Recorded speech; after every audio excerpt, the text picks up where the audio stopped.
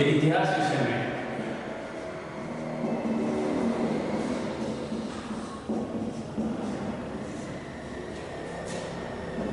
जिस प्रसंग को पढ़ रहे हैं उसका नाम है साहित्य विरासत।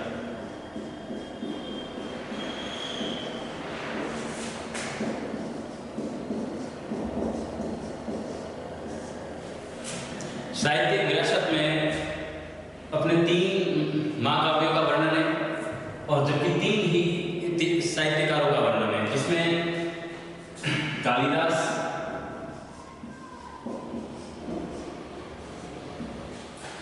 तुलसीदास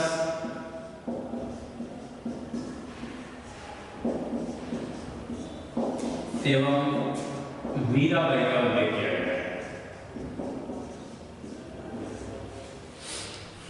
आज अपन सबसे पहले कालिदास का साहित्य में विरासत है, फिर उस कालिदास का जीवन विषय और साहित्य रचनाओं का अध्ययन करेंगे।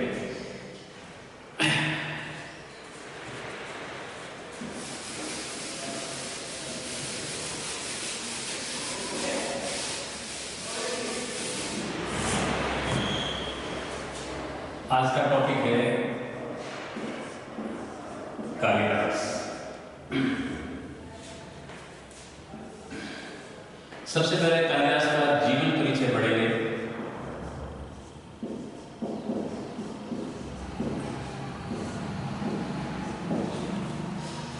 कालिदास के जीवन के संदर्भ में कई प्रकार की भ्रांतियां बढ़ गई है। उसमें कहीं पर भी स्पष्ट उल्लेख नहीं है कि ये कहाँ के हैं, लेकिन कुछ मान्यताओं के अनुसार ये माना गया है कि ये गुप्त सम्राट चंद्रगुप्त द्वितीय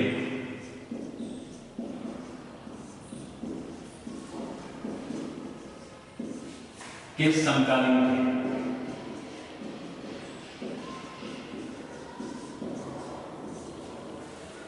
वैसे इनका जन्म स्थान के संदर्भ में कुछ मान्यता बताती है कि ये उज्जैन के निवासी थे।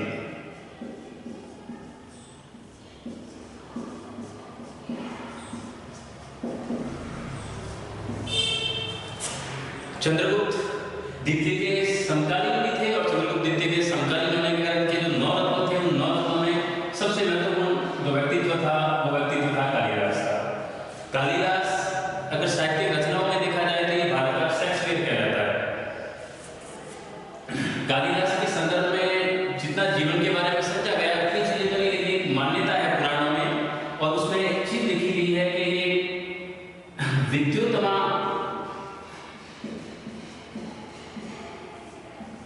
नाम की एक राजकुमारी थी,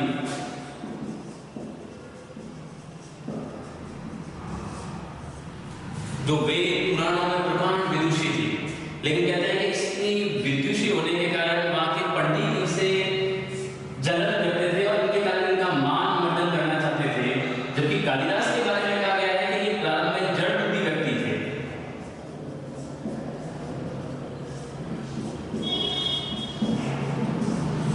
अब कालिदास जड़ बुद्धि व्यक्ति है, महामूर्ख व्यक्ति थे और जितने भी पंडित थे वो चाहते थे कि इस विद्युतमा जो राजकुमारी थी उसका मान मर्दन किया जाए। तो उन्होंने क्या कर दिया कि इस जड़ बुद्धि व्यक्ति से इसकी शादी कराने की सोच ली।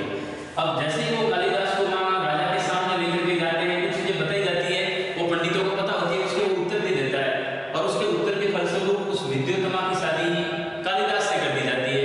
और जब कालिदास से शादी होती है तब विद्युतमा को पता चलता है कि ये तो महामूर्ख आदमी था।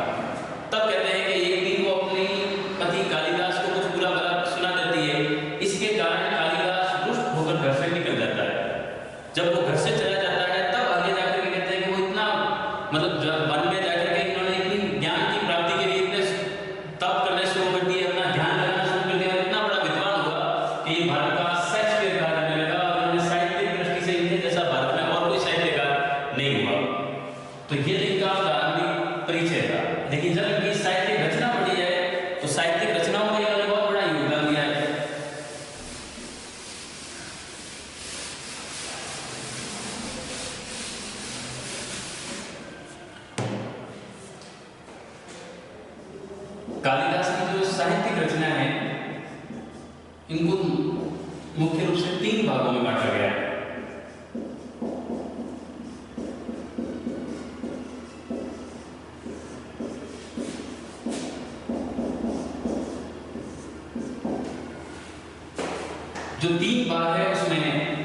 एक में काव्य,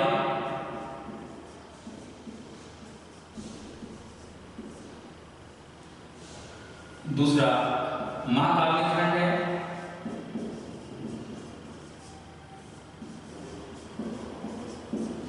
और तीसरी नाटक है।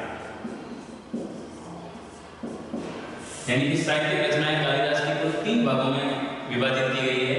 पहला काव्य खंड, महाकाव्य खंड और नाटक। जो काव्य खंड थे उनके वो 2 थे, ऋतुसार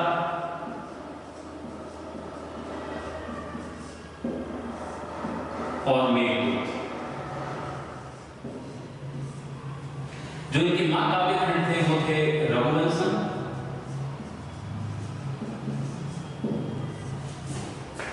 और कुमार संभव।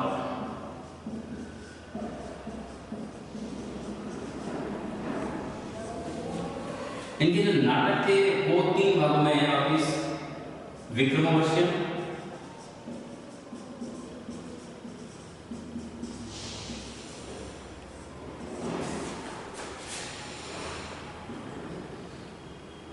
मालविका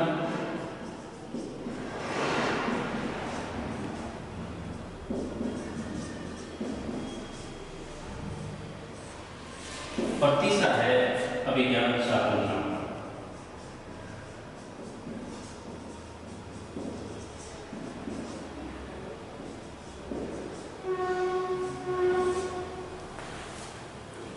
इन तीनों भागों को हम क्रमशः एक एक करके डिटेल से पढ़ते हैं। जो ऋतुसार है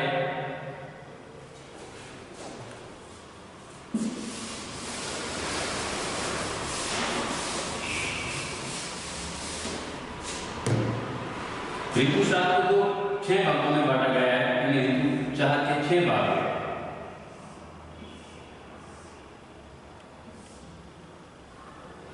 फर्स्ट ग्रीष्म, वर्षा, शरद,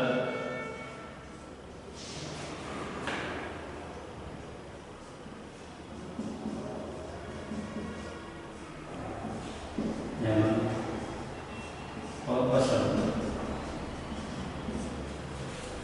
ग्रीष्म, वर्षा, शरद, शिशिर, हेमंत और बसंत, यानी जो 6 ऋतुएं हैं, 6 ऋतुओं का उल्लेख ऋतुसार में किया गया। नाम से उल्लेखित है ऋतुसार में 6 ऋतुओं का उल्लेख है, इसलिए ये 6 खंडों में विभाजित है। ठीक है। अब ऋतुसार का 6 खंडों में, वैसे ही मेघदूत है वो भी 2 खंडों में विभाजित है। इसमें एक पूर्व मेघदूत और दूसरी है उत्तर मेघदूत या उत्तर मेघदूत।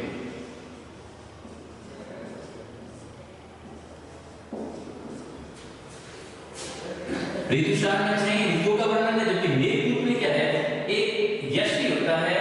उस यष्टि की प्रेम कथा का वर्णन है कि वो एक पर्वत पर बैठता है और पर्वत पे उसकी प्रेमिका से विछड़न हो जाता है। तब कहते हैं कि जब वो पूर्व से उत्तर की तरफ कोई मेघ आता है तब उस मेघ को अपना संदेश भेजता है, इसीलिए कहते हैं कि वो मेघ को दूत बना रहा है। इसलिए इस पूरी रचना का नाम पड़ा मेघदूत। यानी ये भी एक प्रेम विरह की कथा है। और उस प्रेम विरह में मतलब मेघ के सहारे दूत बना करके उनको संदेश अपनी प्रेमिका तक पहुंचाया गया है। उसका वर्णन उन्होंने मेघदूत में किया है। जबकि एक उनकी है रचना ऋतुसार, ये दोनों इसके काव्य खंड है कालिदास के। काव्य खंड के अलावा इन्होंने महाकाव्य खंड भी लिखे।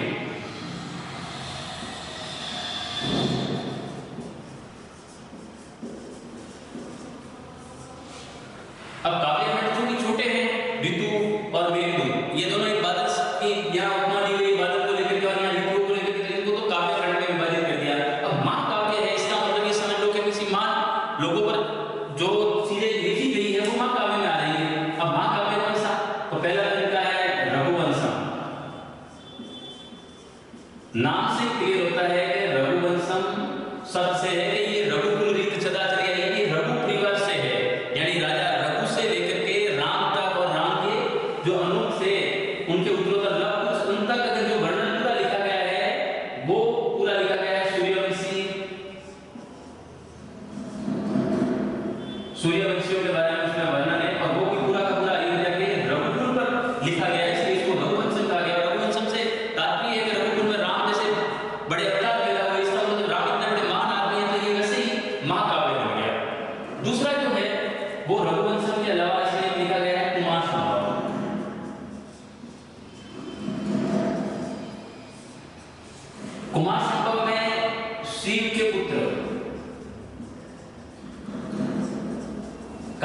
कार्तिकेय का वर्णन है।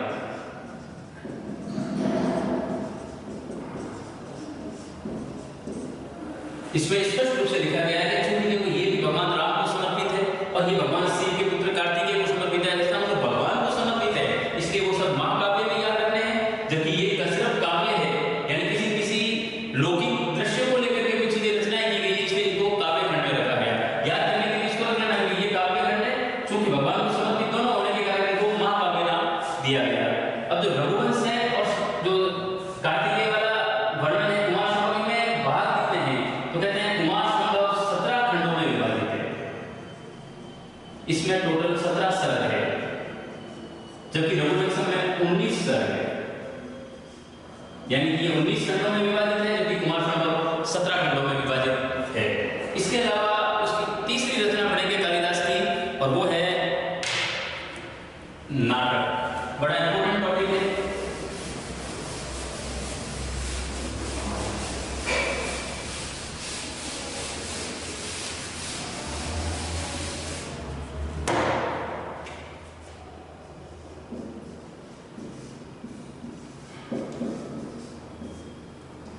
अब कालिदास की जो नाटकें हैं,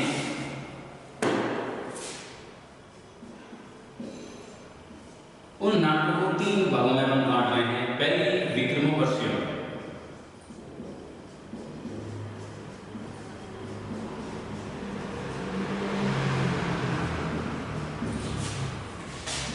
दूसरी मालविका अग्निमित्र,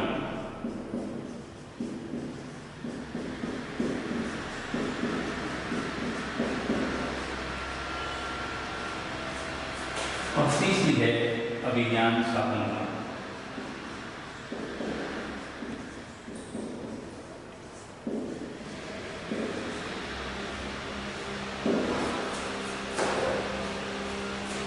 जो विक्रमोर्वशीय है, उस विक्रमोर्वशीय जो नाटक लिखी गई है कालिदास ने, वो लिखी थी एक राजा था पुरूरवा, यानी मत्स्य पुराण में जिनका उल्लेख किया गया है कि पुरूरवा एक राजा था।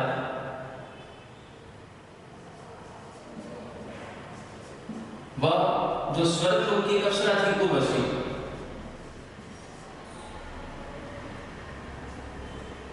उन दोनों की जो प्रेम कथा थी वो दी गई है विक्रमोर्वशीय में। इसमें कहते हैं कि पुरूरवा स्वर्गलोक चला जाता है, वहां से उर्वशी से उनका मिलन होता है। उर्वशी कहते हैं कि जिस जंगल में पुरूरवा से मिलने जाती है वो वन स्त्रियों के प्रवेश के लिए निषिद्ध किया जाता है, लेकिन वो निषिद्ध क्षेत्र में चली जाती है।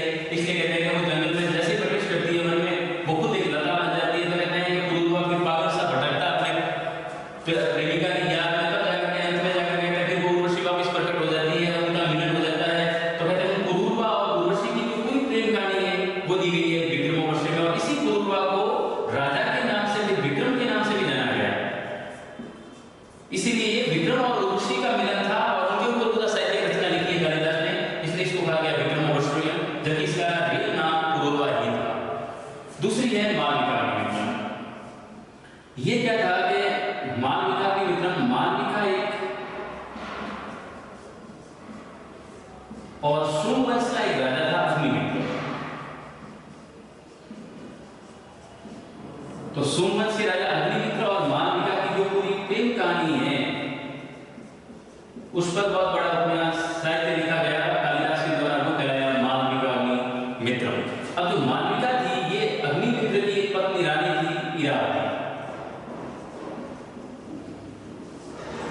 उसकी परिचारिका थी, यानी एक प्रकार से दासी थी। पर कहते हैं कि अग्निमित्र और इनका प्रेम हो जाता है तो फिर इरावती मालविका को जेल में डाल देती है। लेकिन बाद में पता चलता है कि मालविका भी किसी प्रदेश की राजकुमारी थी। तो बाद में कहते हैं अग्निमित्र और मालविका शादी कर लेते हैं, और इन्हीं के प्रेम के ऊपर जो पूरी रचना है वो डाली गई है मालविका अग्निमित्र में। तो ये उनकी दूसरी नाटक की मालविका अग्निमित्र कालिदास की। तीसरी है अभिज्ञान शाकुंतलम। ये महाभारत पर आधारित है।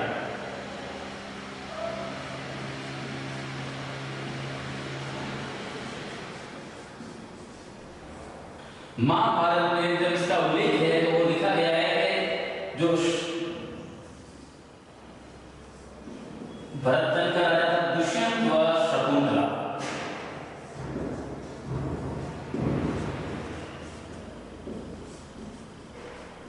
प्रेम कहानी है ये। यानी कि इस प्रेम कहानी पर जो नाटक लिखा गया दुष्यंत और शकुंतला की, वो लिखा गया अभिज्ञान शाकुंतलम में। अब देखो इसमें क्या है कि पहले दुष्यंत शकुंतला से प्रेम करता है, फिर प्रेम के बाद में शादी हो जाती है, फिर इनका वापस विरह भी होता है, वापस इनका मिलन भी होता है। उस पूरे जीवन के बारे में जो उनके साथ जानकारी दी गई वो पूरी दी गई अभिज्ञान शाकुंतलम में। अब अगर इनके पूछे जाए कि प्रत्येक के खंड कितने हैं, तो जो विक्रमोर्वशीयम है ये 5 खंडों में डिवाइड है, यानी इसके 5 सर्ग है। मालविका इसके भी 5 सर्ग है। जबकि अगर याद रखने के तरीके से देखो विक्रमोर्वशीयम के भी 5 है, मालविका के भी 5 है, जबकि अभिज्ञान शाकुंतलम है ये 7 खंडों में विभाजित है, यानी इसके 7 सर्ग है। तो याद रखने में याद रहेगा कि 5 याद रखने हैं, 7 किसमें है, तो आप ये कर लो कि 5 तो थे, लेकिन जब ज्ञान की प्राप्ति हुई तो ज्यादा चीज मिलती है, तो ज्यादा मिलने के लिए 7 बात कर लो, तो अभिज्ञान ज्ञान से ज्यादा इसमें 7 ले लो। तो ये 3 नाटकें थी। एक बार इसको आप इस काव्य, महाकाव्य और नाटक के रूप में शॉर्ट में वापस बदल देता हूँ।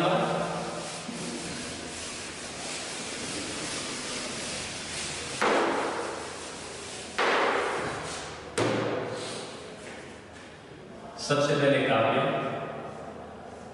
काव्य में हमने 2 चीजें पढ़ी थी, मेघदूत और दूसरा ऋतुसहा।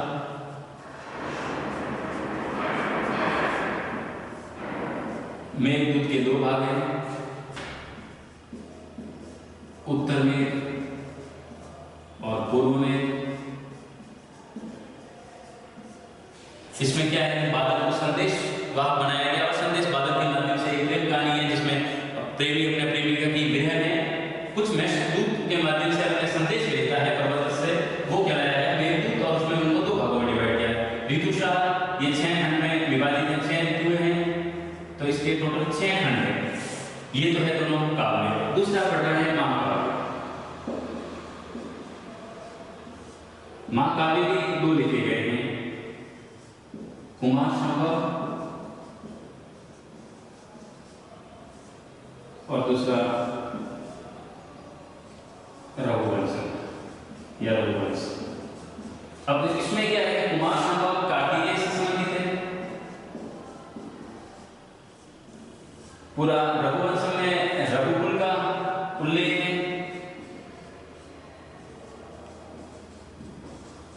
अब देखो अगर व्यू देखा जाए तो राम अपने आराध्य देव है, और आराध्य देव होने के कारण राम को थोड़ा बड़ा महत्व दिया गया। वैसे तो इसका नाम ही महाकाव्य है, और महान का मतलब महान, महान अपने लिए भगवान है, तो भगवान से संबंधित जितने भी चीजें लिखी गई वो महाकाव्य में आएंगे। कार्तिकेय कौन थे, शिव के पुत्र, तो इसका मतलब शिव के पुत्र के बारे में कुमार संभव लिखा गया। कुमार संभव क्या हुआ, महाकाव्य हुआ। दूसरा रघुवंश में राम आते हैं, तो इसका मतलब राम भी रघुवंश में है, तो इसका मतलब ये भी महाकाव्य हुआ। कुमार संभव 17 खंडों में विभाजित है, इसके टोटल 17 खंड है, जबकि ये रघुवंश 19 सर्ग या खंड में विभाजित है। इसके अलावा अपने पास तीसरी चीज रही है, और वो रही है नाटक। नाटक वापिस पढ़ी थी हमने 3, पहली विक्रमोर्वशीयम,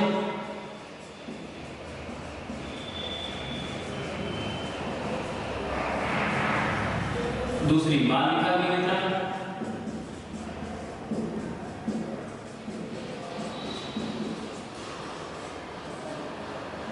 और तीसरी अभिज्ञान शाकुंतलम।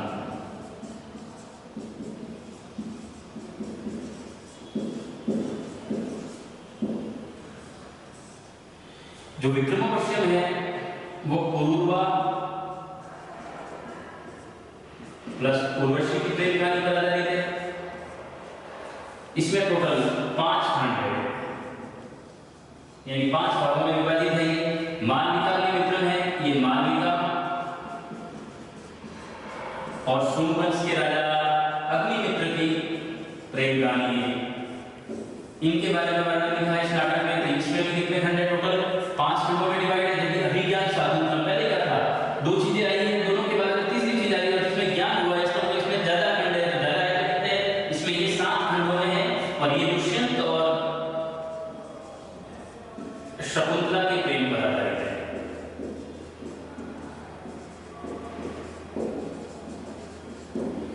ठीक है, ये कालिदास के बारे में था।